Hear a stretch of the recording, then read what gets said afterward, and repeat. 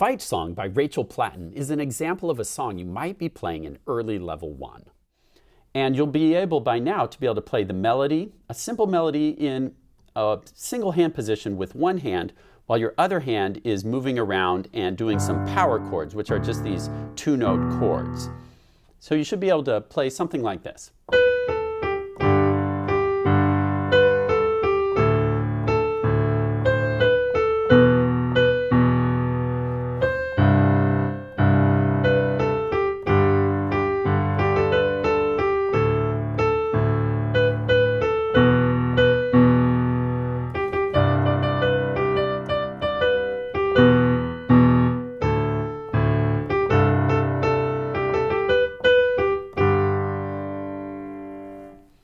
Now that may sound pretty advanced for just 1 year of study, but you'll notice that the nice thing about that melody, it stays in one position the whole time. So after 1 year, you should be able to handle just being in one position with one hand and then some very minor occasional shifts in the other hand.